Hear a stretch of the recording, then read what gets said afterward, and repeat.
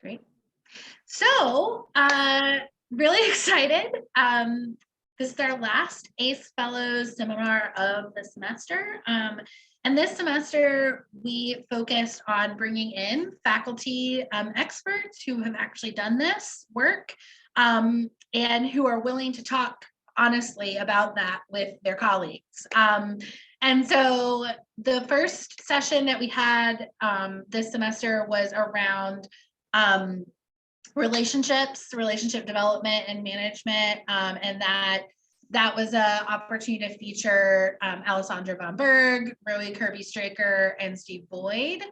And then last month, we talked about specifically supporting students, which I know you all will talk a little bit about as well, because I know you've all worked with students in different ways, but this was specifically how do you support students doing like independent work and maybe organizational work or as part of a class, and that was with Carrie Epps and Sherry Lawson Clark and John Senior. And then today we're talking about kind of what does it look like to start and then maintain projects in the community. And so I've asked 3 excellent examples of that. Alan Brown in education, Meredith Farmer in English, and Ivan Weiss in journalism, because each of them have kind of come into the ACE Fellowship with something they were already doing or really wanted to be doing, use the fellowship as a way to kind of experiment and see what worked, and then have continued that work after the fellowship. So I think these 3 are an excellent example of what a lot of faculty kind of seek to do. So they are going to start us off by just giving a brief introduction of themselves and the projects that they work on. And then we'll open it up for questions. And there's not a lot of questions. Nobody submitted questions in advance, which honestly, it's April. I'm just glad you're on the Zoom. So we'll have more of a like informal kind of Q&A after they finish talking, where you all can ask questions that are burning for you. So Meredith, you're already not on mute, so I'm going to ask you to go first. All right. Well, hi, everybody. Thanks for being here today. Apparently, it's already summer because there's quite literally in front of my office window a giant truck with a giant sign that says Fantasy World, and I'm pretty sure they're setting up a bounce house directly in front of me on the quad. So that's where we are now here at Camp Wake Forest. But yeah, I have a project. It's called the Hidden Town Project, and the most notable thing about it is that it's not really mine, which is to say that a group of people at Old Salem Museum and Gardens were engaged in this project. And what they were working to do is really in 2 parts. They wanted to help find ways to tell people about the repressed, if not straight up oppressed history of slavery in Salem, and the degree to which the entirety of that community was really built by slave labor. And beyond that, really the existence of Winston-Salem as the kind of bizarre hybrid that it is really only exists because of changes that were made to policies related to slavery in Salem, most notably that originally people hired enslaved people out into the community, but you were not allowed to own slaves in Salem and stop because it was a religious Moravian space. And that essentially, basically in the set of years that changed, all of the sudden it turned into a bursting mill town and community that rapidly grew. So really the rapid expansion that made Winston-Salem what it is something that really only happened with the aid of slave labor, if not really because primarily of slave labor, and that people who were enslaved then are also to some degree the reason that Wake Forest is where it is. So there are different ways of thinking about our history. And of course, one of them is by looking to the original campus, but there's something about that that's kind of displaced.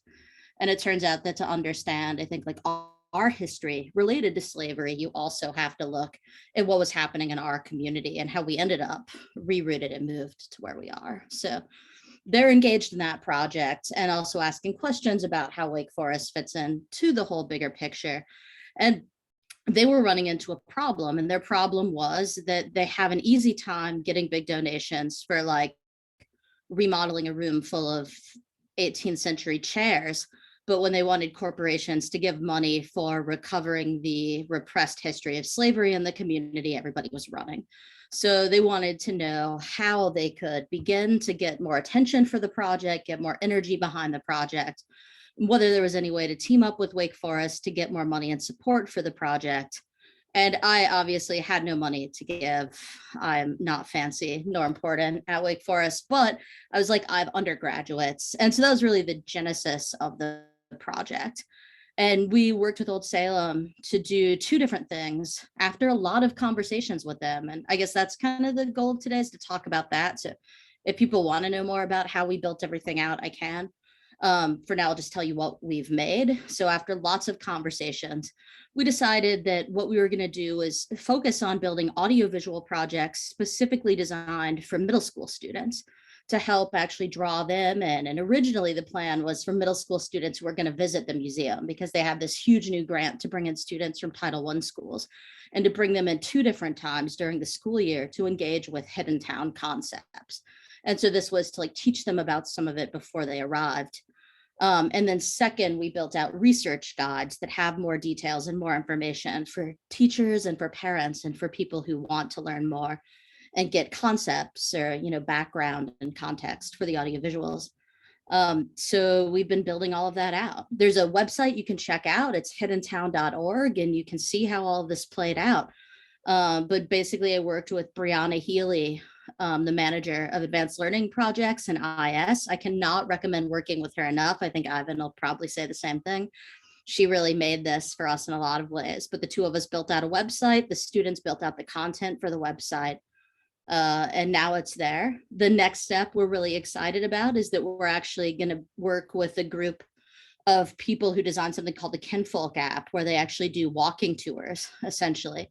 So we're going to work on a walking tour of of the history of slavery in Salem, and eventually maybe in other spaces in Winston-Salem, that people will be able to check out on the app. And they're framing them as things like virtual monuments. So you go on a walking tour from virtual monument to virtual monument and watch short documentaries about local history. So I've loved the partnership. I think it's been amazing for students. The reaction has been kind of incredible, largely, I think, because of the pandemic. This sort of started flying, I guess, through actual parents and people.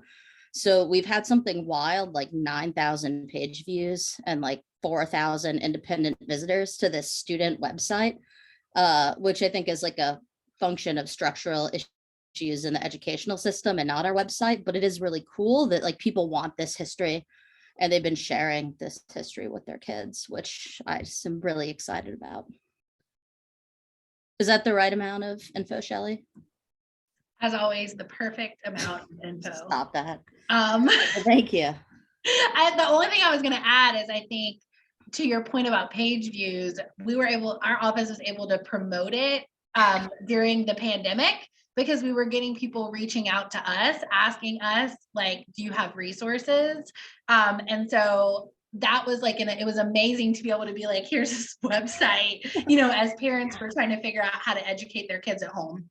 Yeah, and we heard from people, and we actually, like, we had someone get in touch with us from like a group that's working on like diversifying middle school curriculums in town at like public schools in Winston-Salem, and they're interested in working with the project more. So I found that I had to learn a lot more about like building out a really solid, stable website before I'm ready to like launch that kind of thing. So I spent most of this year actually learning how to do like managing a DH project, which I did not anticipate.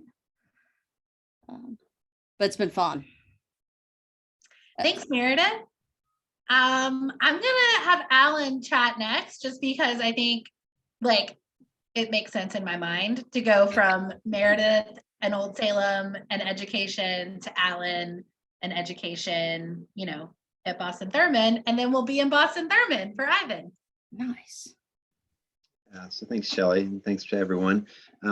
So some years ago, it feels like a billion years ago now, I was an ACE fellow, and so I had an idea for a program. We actually were already sort of in the process of planning. It was a sports and literacy program at a local middle school, Paisley Audi Magnet School. One of my former students was teaching English there. I'd been running similar programs at the high school level for a number of years. And by the way, I'm Alan Brown. I'm in the Department of Education, English Language Arts is my background area. And so Shelley and I got to talking and thought that project, because we were really focused on young men of color, particularly young men in the Boston-Thurman area, who would benefit from academic, social, community engagement, thinking about empowering them to become readers and writers for both enjoyment and to better themselves in school, and then also through literature, exploring some social issues and other things, and be able to have some time for accountable talk, and they get to play basketball and they get snacks. So like, it's a good time had by all, but it's also pretty meaningful in the work that we do. It takes place in the school, but is also grounded within the community. And so this was previous to Paisley having a new school. And so anyway, so those were our goals. The ACE Fellows program sort of helped me get that underway. I think probably the most meaningful thing I contribute was just the challenges of being an assistant professor, trying to do community engagement type work while also trying to meet the requirements of tenure and promotion. And so maybe I'll speak on that a little bit. One of the hardest things about the work, we just call it the work. One of the hardest things about the work is running programs and doing literacy work in the community. And I lead various other literacy programs, which actually, that was the starting point. This has led us to, we now have a Center for Literacy Education that's in a planning year currently. Some of you all know about that already, and we're really excited about it. And I kind of think that this was the start of those conversations in some ways, even though it was very program specific. But one of the challenges was finding the time and the capacity, and in some ways the resources, not only to do the work, but then also to make sure that I could get my research done, get my scholarships submitted and published and so forth. In some ways, I never really did it all that well, in the sense that what I was working on in terms of a lot of my scholarship was around the program. But what we learned was that it's really hard to run programs and do the scholarship on it. And so we had grand visions of running this type of programs in the communities, in the schools. I've worked with a number of student athletes who helped run the programs. It was started by Wendell Dunn and I. Wendell actually now works for Wake Forest football, but in those days he was an undergrad co-captain of the football team, and so he and I started the program together with Bailey Allman, who was the English teacher.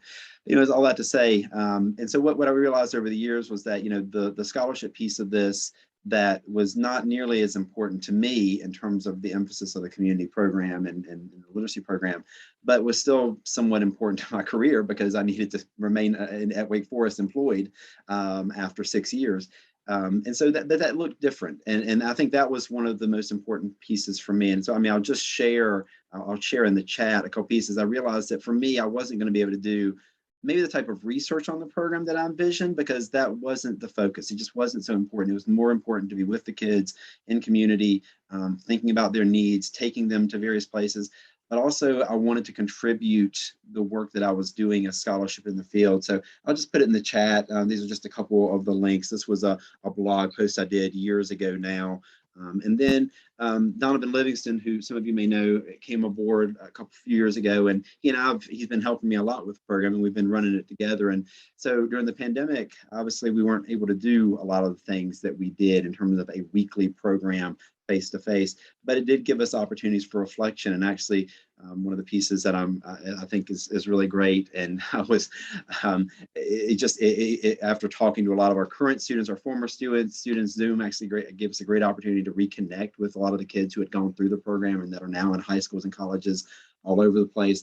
And we wrote we're invited to write this piece on sports and literacy, community dialogue, and critical reflection. So anyways, I guess I'll just share that the benefit of this program for me was just some initial support, opportunities to brainstorm, to talk to folks who were in the field, and then also just to realize that, the work itself matters. And if I didn't have to be doing hard research on it, so long as I could sort of organize my time, maximize the space that I was using to think about how it would contribute in meaningful ways in sort of a scholarly pursuit. And again, it was all about the kids for us, but 6 years later, I still have a job and I'm still here and we're still doing some good work, even though the pandemic's made it a lot harder.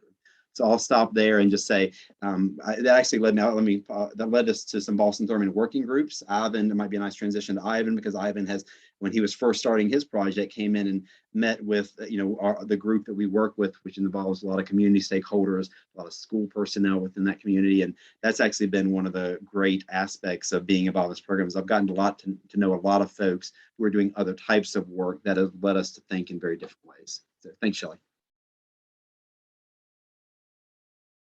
Thanks, Alan. That was great. I was just thinking back, I don't know how many years ago it was, but when you had the event at Paisley where they read aloud from their favorite parts of the book, whose name is escaping me. What was that book called? You're on mute. Yeah, sorry, Robert Lipside. It's actually in that first link. So this was 2018. And the cool thing about that, we had an event, Shelley can tell more about her recollection, but literally we hosted Robert Lipside, who was an author who wrote this book called The Contender, and we held a 50th anniversary birthday party for the book. And when the publishers went to after the 50 years, they wanted to put the book out and press again, and he dedicated the book to the kids in the program, and their names are forever in the front of that book. So it was a really cool opportunity. But shall I say more, because that was a cool event?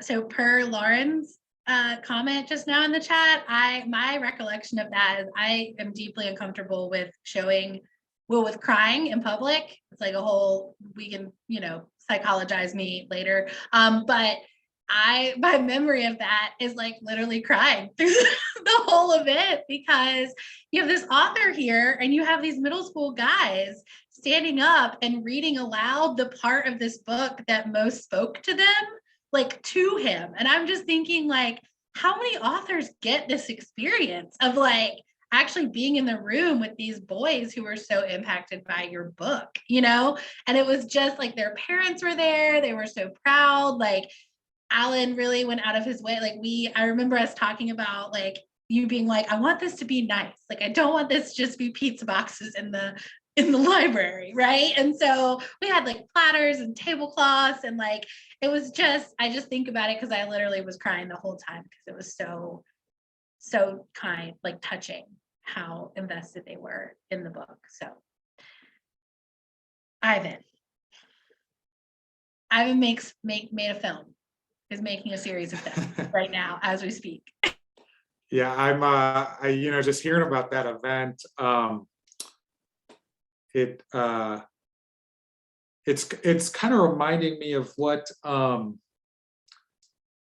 a way what one is seeking doing documentary projects is. You kind of go into it thinking, well, I'm gonna get this kind of information, I'm going to explain this, that, I'm going to communicate this idea, but at heart, it's not about ideas. It's about a feeling and about these moments where suddenly people are revealing something about themselves, whether it's you, Shelley, just being affected by this, or the kids reading this thing to the author, and the author, it just sounds like such a great moment. And I think in documentary, you're seeking that. To capture that in some way. And so, yeah, I mean, I would say, I'm right in the middle of this project, and so I'm barely coherent even to myself, let alone to a crowd of people. But I'll just try to kind of take you on where the journey came from and where I am now, and maybe where it'll go.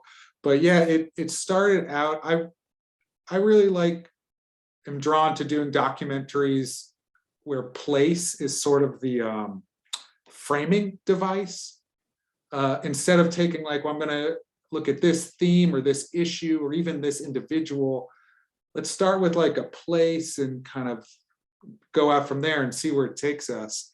And Boston Thurman's great because it literally has a frame around, it's great for that purpose because it's literally framed by Northwest Boulevard, Crossnor, Coliseum Boulevard, and then on the left, it's Patterson Avenue on the east side. So it literally has a frame around it, and it's cut through by University. So it has these distinct lines that you can focus on.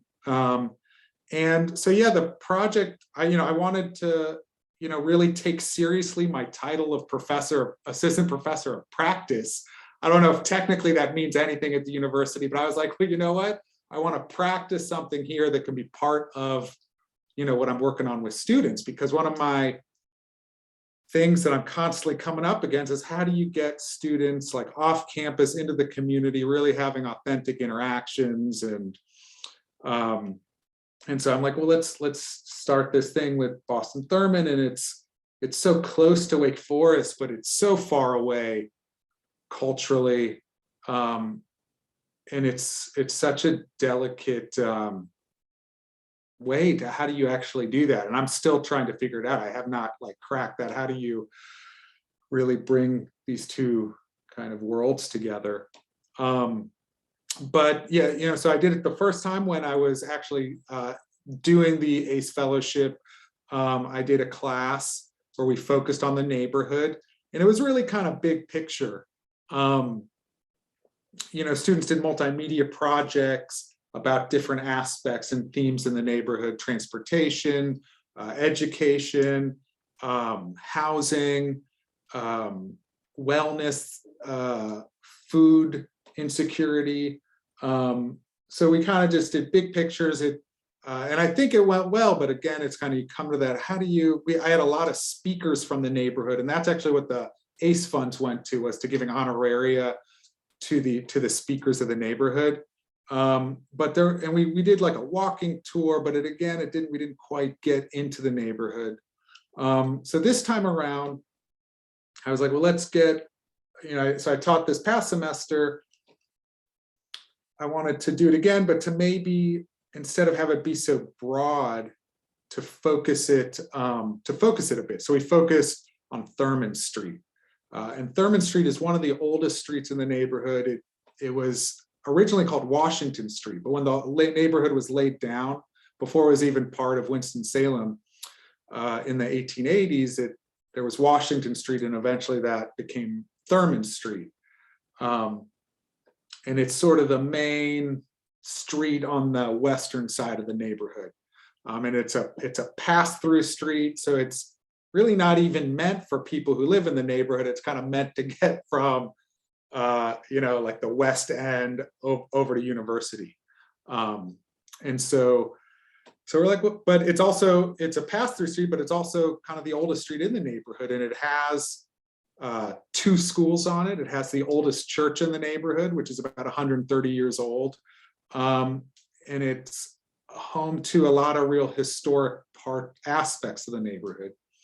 And so our thought was, well, let's have 6 stories that kind of go up the street, and from Northwest Boulevard is kind of the entrance to University Boulevard.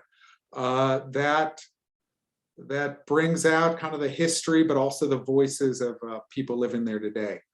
One of the concepts that has come up doing this project is this idea of a hard stop.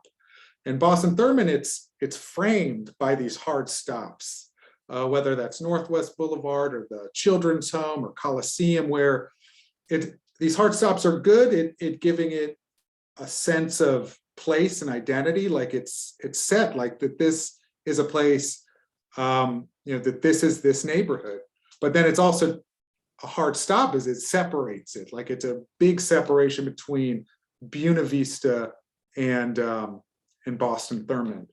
And so the idea, so the thought was originally, well, what is that hard stop, between these, white parts of the neighborhood and this historically Black neighborhood, looking at that a bit. But one thing has come out is that there's, in a way, like micro hard stops within the neighborhood. There's these just different voices. One, for example, is homeowners versus renters, or not verse, but they're kind of coming from different perspectives. There's the hard stop, say, within Paisley IB, of the students coming in from the outside to what was once a neighborhood school, and the local students who go to Paisley IB, and so that's a hard stop. So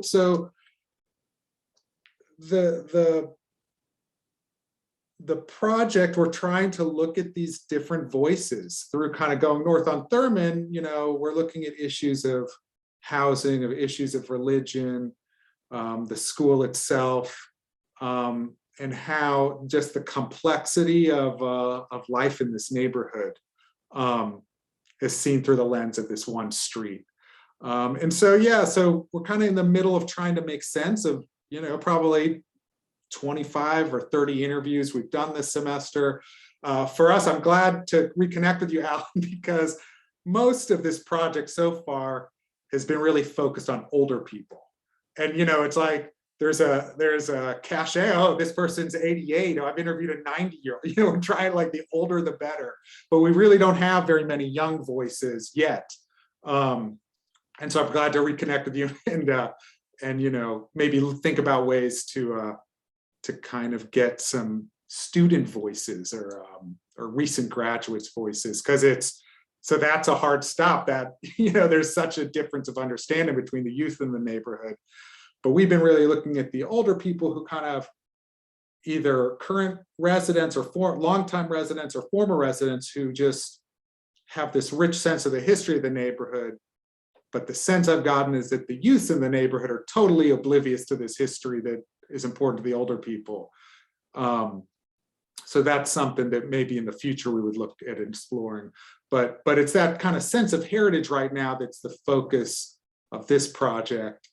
And kind of the loss of that the people in the neighborhood are feeling. So yeah, I mean, it's an ongoing project, and we're still discovering the complexities of it and the ambiguities. And it's not a straightforward story. It's not, as any place, it's not a unified place in how they think about anything.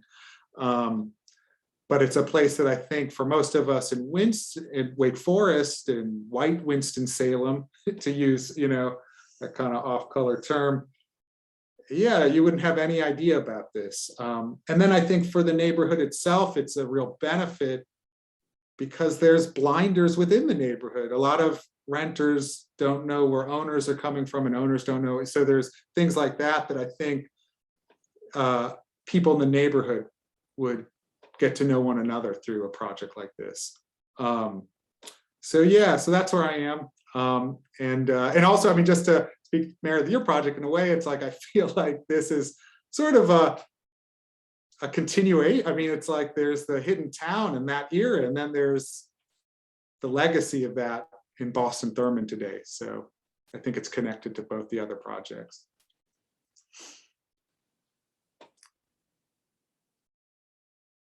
That's all I got.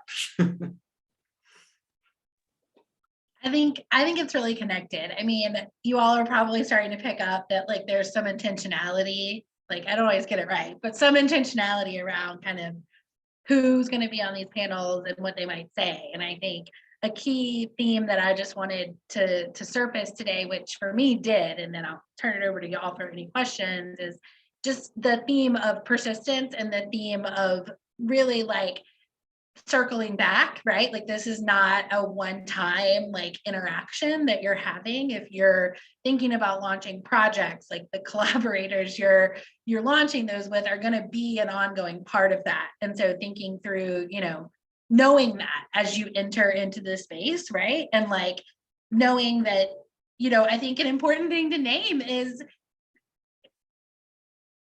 it takes a lot of labor to do this work, and it tends to be something that you develop some sort of emotional, personal connection to, right? Because you're pouring a lot of work in. And so I think that's an important thing to name for faculty, especially as you all are going into the summer and thinking about what you want to do next year and how you want to start rolling out your work, is be honest with yourself about what you have space for, because this is the type of work that makes you want to give more than you have time for, I think, is a theme that I heard. And so just knowing that might be your experience, and then thinking about, okay, what do I really have space for? So I will be quiet and open it up for other questions that folks either you came in with or that kind of popped for you while our panelists were speaking.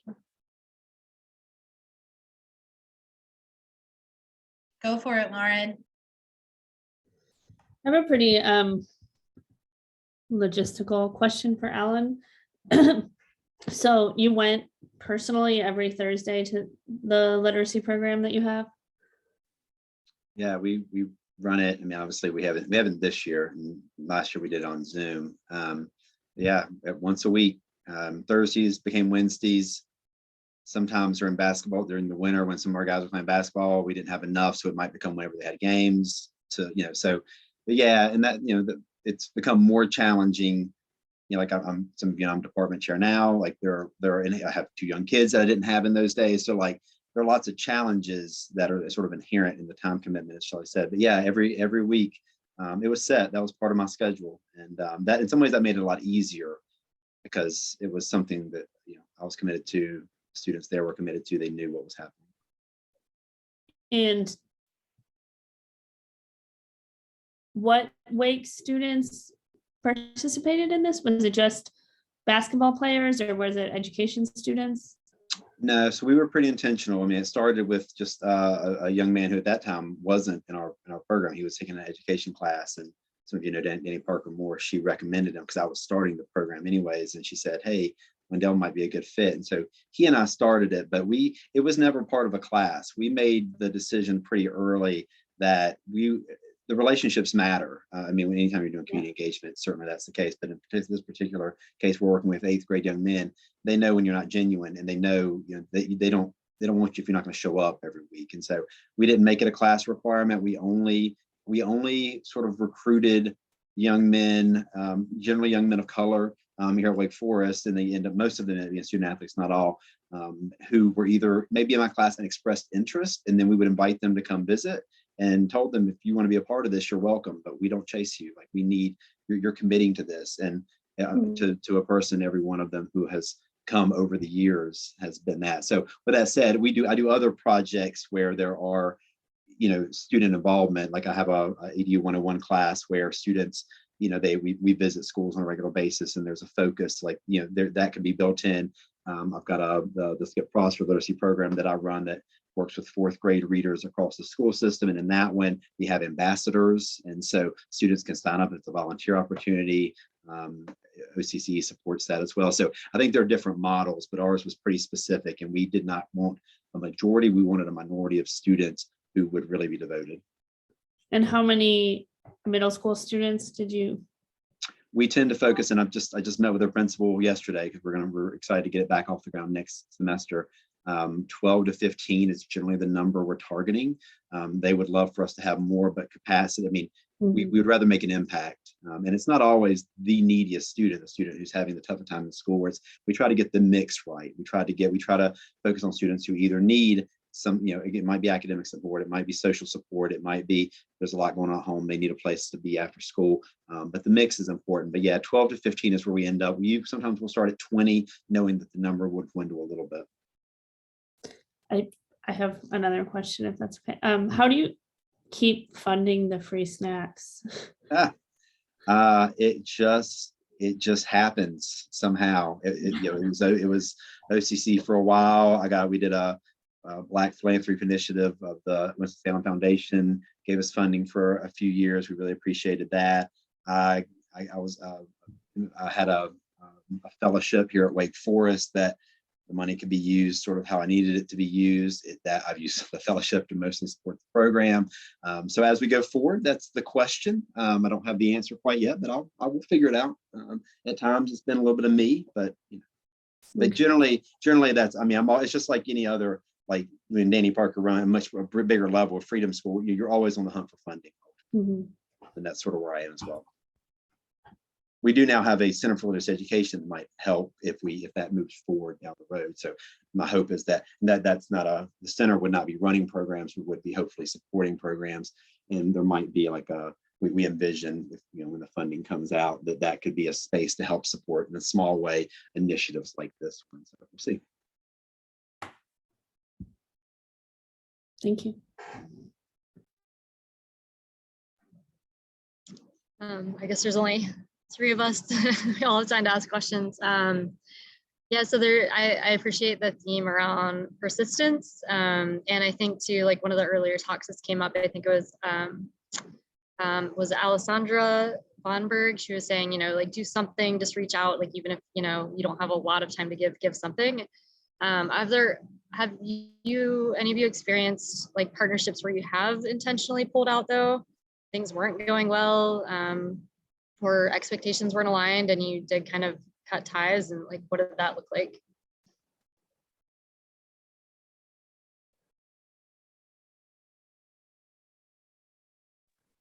I don't have any experience with that yet. We haven't had to back out of our partnership. We did find that we had to pivot pretty intensely. So at first, we were not planning on making a website at all. We were actually planning on bringing students into the museum and working to develop an actual exhibit in the space. It ended up working well that this was a website, but I mean, there were dramatic changes to what we were doing because this was starting, like the project was supposed to start in March of 2020, right after spring break. So we were in the middle of this like massive community engagement project that we'd been building for a long time, and we had to really radically pivot and change what we were doing. And then basically the whole time we've been doing this, which now it's in its third semester right now, we're kind of wrapping up our third set of projects.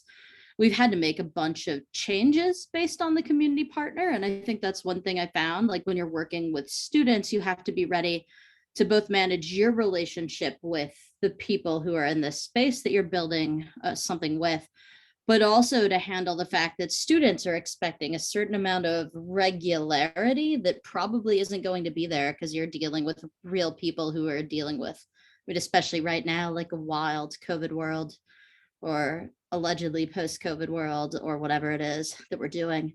So like Old Salem is dealing with a bunch of budget cuts where they were having to make changes to where things are stored. And so they didn't all of a sudden have access to some of the materials that we were supposed to be working with. And then you have to explain to students that they don't have everything they thought they would have, or like, people at Old Salem will get COVID.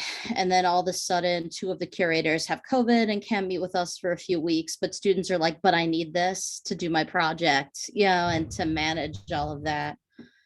So we didn't by any stretch back out, but I'd say like in all sorts of different ways, we've had to make a series of changes and be pretty nimble in a way that students aren't accustomed to, and prepping that is something I wouldn't have thought about going in, like having to prepare students to realize that in the actual world, things aren't as regular as like following a syllabus. Hopefully that's helpful. I'll just second, what Meredith has said. That's among the biggest challenges, is just that you are creating these relationships with the community and just being very, very careful and intentional about bringing students into that. Yeah.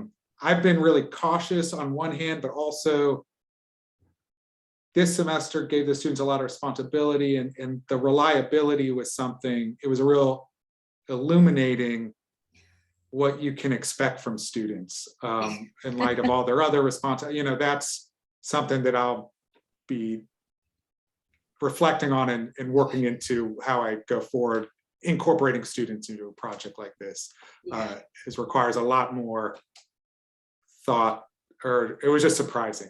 It's going to take a lot of planning to probably do it in a different way than I did it this semester. Not that it was all bad. I don't want to give it was great, but it was like it could be a lot better, I think. So it's been a little. Ivan, I want to second what you said, because first it's like students being prepared for the fact that all of a sudden they think they're pitching their projects to a person in education at Old Salem, and then that person is like off giving tours because another person has COVID, and they just cancel on the students at the last minute. And the students are like, "What are you talking about? We've been preparing for this," and they're pretty entitled and very upset. And you have to like manage that on one side, and then on the flip side, the people at Old Salem will be like, we taught the students this, like we told them, we gave them a document about language to use. Why did they just not bother? Like they're baffled because these are not employees and they do not follow directions half the time. and they're like perpetually very confused when they meet with students or go out of their way to do extra work for students, and the students just like straight up don't really do things in the right way. And most of the groups will, but there's always like one group where they're just like, why are we wasting our time because these kids suck? And you have to manage both sides of that. And I'll just add for me, I think pivot is the right word. Meredith said it earlier, but I mean, we've had in the last 3 years, there've been 4 principals at the school, multiple assistant principals, multiple. So while we have not pulled out often, depending on what type of program you're doing, what type of project you're doing, leadership changes and all of a sudden priorities change. And so the challenge there is, just sort of working your way through the murkiness of that and recognizing like your project is here to serve this purpose that was intended by the original creators of the program, both myself and at the school level. And that's been, I guess, our biggest challenge is more of the pivoting. And obviously COVID created lots of different barriers. And I just want to say that what you heard in their various answers, right, is like Alan actually made a conscious choice not to work with students in that particular project, right? Like Wendell, yes, but like looked at what is developmentally appropriate, right? Like what do I need out of the people involved in this? And what kind of time is that going to take? And decided like, it's actually, I'm not pulling students in this space unless they're prepared to commit. And I think that that is something that is, a fair choice to be made. It shifts a little when they're getting credit. But I think like, another practice that you can think about, particularly with students, is, so I used to teach this class on advocacy and activism, like communicate like rhetorics of advocacy and activism in the comm department. And I taught it one semester as a service learning class and tried it with the whole group. The whole class is going to do a project together. And at the time, Steve Boyd, he mentioned this in his panel, was really involved with the Calvin Michael Smith exoneration work. And the focus, they were trying to build, they were trying to increase college student awareness at Winston-Salem State, Wake Forest, and Salem about Calvin Michael Smith, in the hope that that would help to increase public pressure. And so I said, this is perfect for my class. We'll be involved in this. We were, and then he was exonerated, which is great. But that happened a month into the semester. And so, the interesting thing was a lot of the students were like, well, what are we getting graded on now? And I was like, so this is a great opportunity to take a bit of a step back and talk about like what's important in this moment and perspective taking, right? And like, we'll figure out something else for you to get graded on. Like, let's talk about the fact that this man was just freed from prison. But it was also like, I don't want to make too light of it, because this is an institution where many of our students care very deeply about their grades and how they're doing, right? And so I think it also, around the pivot, I think the thing with the reason why I wanted to separate out the student or the program from the relationship piece is that most of the time they're one and the same. And there's other examples I could share of faculty who've had to move away from a particular relationship because the project wasn't aligned anymore, right? So like, and there's ways to do that, because and it's important to build out like that relationship. For me, that moment has been in the past an evidence of a good partnership, right? Because if you've built enough trust with the organization that they will actually say to you, this is no longer in alignment with like where we wanted to go, that actually to me is just as valid as somebody who's like, we want to work with you forever, right? And so I think that can be a hard conversation, but often is a better conversation than trying to make it work once you kind of see that things are diverging. So for what it's worth, it's okay to break up.